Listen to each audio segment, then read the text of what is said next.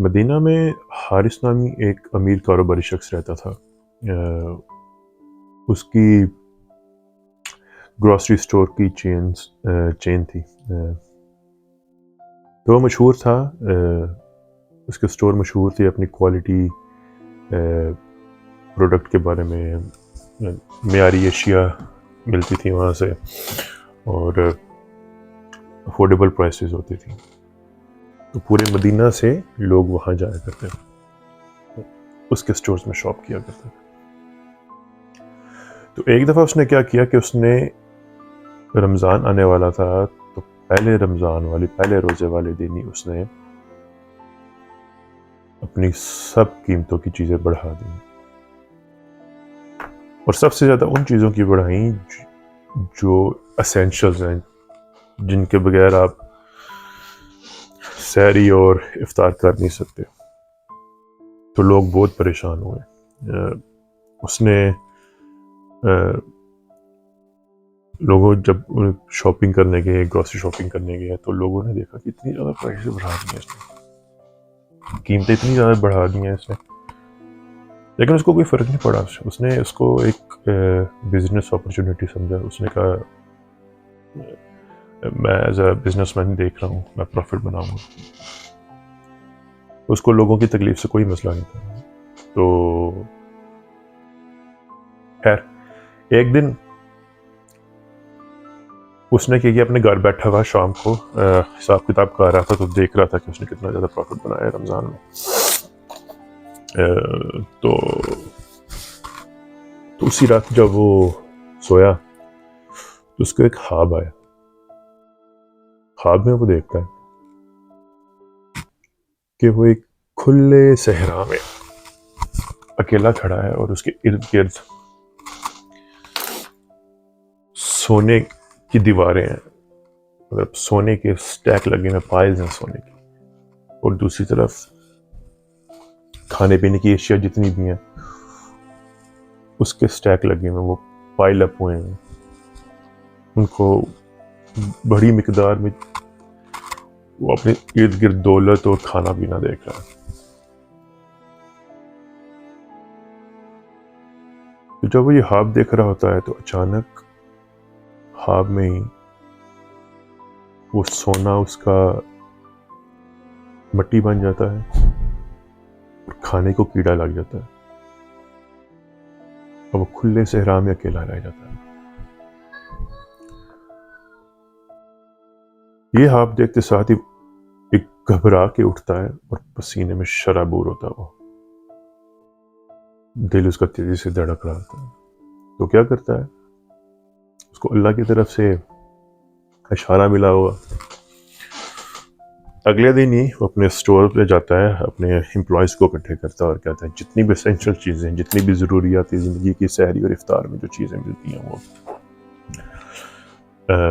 کی ضرورت ہوتی ہیں آپ کو، وہ سب چیزوں کی پرائس کم کر دو، واپس جو پہلے تھیں اسی پہ لے آؤ۔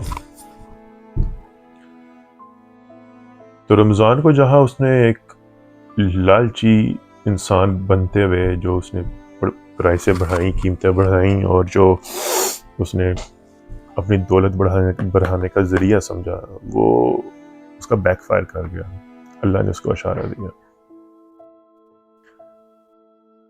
تو جب اس نے پرائسیں کم کی، دوبارہ انہی قیمتوں پر لے آیا جن قیمتوں پر رمضان سے پہلے وہ اشیاء تھیں جو ضروریات زندگی تھیں۔ تو لوگ دوبارہ اس کے سٹورز میں آنا شروع ہو گئے، اس سے شاپنگ کرنا شروع کر دیا انہوں نے۔ پر اس دفعہ زیادہ لوگ آ رہے تھے، یعنی مدینہ میں جو دور دراز رہتے تھے لوگ، وہ بھی آتے تھے، کیونکہ اس نے اس دفعہ قیمتیں بہت کم کر دی تھیں اس خواب دیکھنے کے بعد۔ تو جہاں وہ لالچی اور وہ مشہور ہو گیا تھا، لالچی انسان، کمینہ انسان، وہاں پہ پھر اس نے لوگوں کو افطاریاں بھی کروائیں، فوڈ پیکجز بھی دیے، اکثر لوگوں سے اس نے کئی دفعہ افطار کے دوران پیسے بھی نہیں لیے۔ تو ایک بہت ہی جنرس انسان مشہور ہو گیا. اس نے پھر رمضان کو اس کو ٹرو اسپرٹ میں سمجھا. اس نے اس کی دولت نے اس کا ایمان سے بھی اس کو اپنے دور کر دیا تھا جب اس نے قیمتیں بڑھائی تھیں.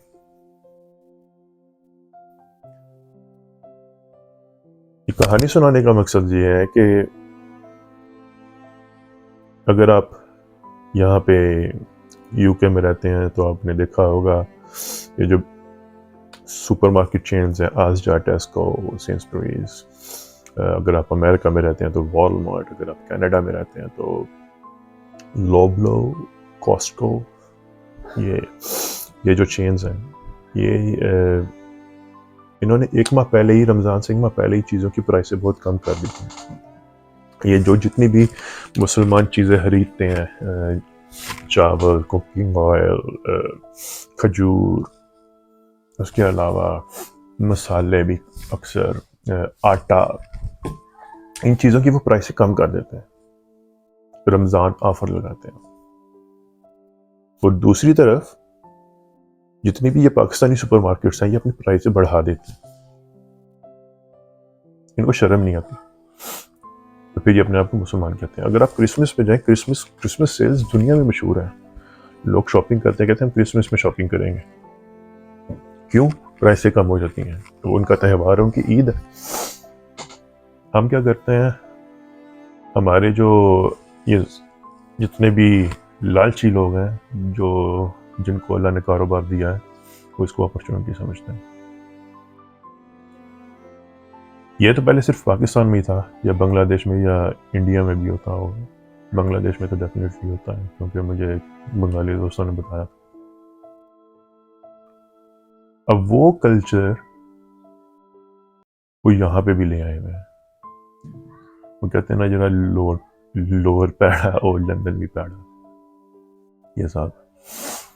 تو جتنے بھی پاکستانی سپر مارکیٹس ہیں, مجھے انہوں نے گوشت کی پرائسیں بڑھا دی.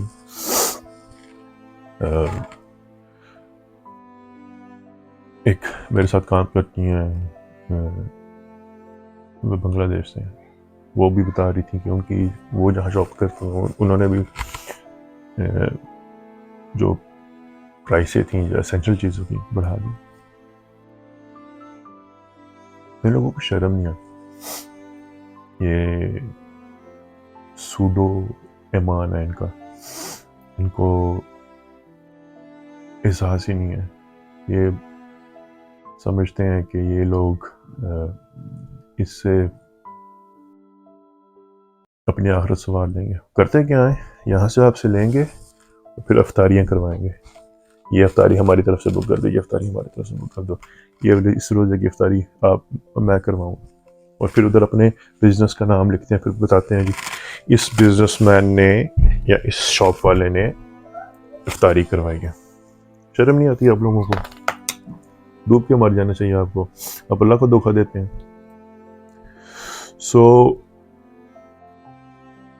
ایک ماہ میں آپ جتنا کما لیں گے وہ تو ٹھیک ہے, پھر زکوٰۃ بھی دیں گے.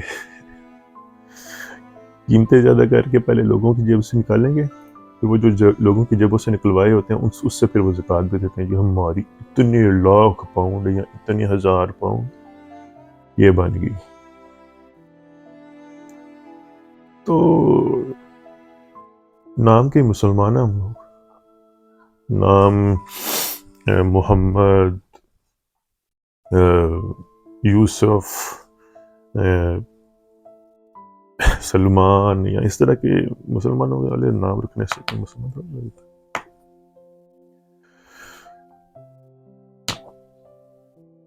آئی ہوپ ان کا ضمیر جاگے گا کسی ٹائم پہ, اور یہ بھی یہاں سے گوروں سے ہی کچھ سیکھ لیں گے, ان کافروں سے سیکھ لیں گے جو خدا پہ یقین نہیں رکھتے. وہ ایک مہینہ پہلے آفرز لگا دیتے ہیں مسلمانوں کے لیے, اور دوسری طرف یہ اپنی قیمتیں بڑھا دیتے ہیں اور پھر نعرے لگاتے ہیں فلسطین کو آزاد کرو, فری فلسطین, ہیلپ غزہ. شرم آنی چاہیے آپ لوگوں کو. السلام علیکم, جزاک اللہ خیر. السلام علیکم ورحمۃ اللہ.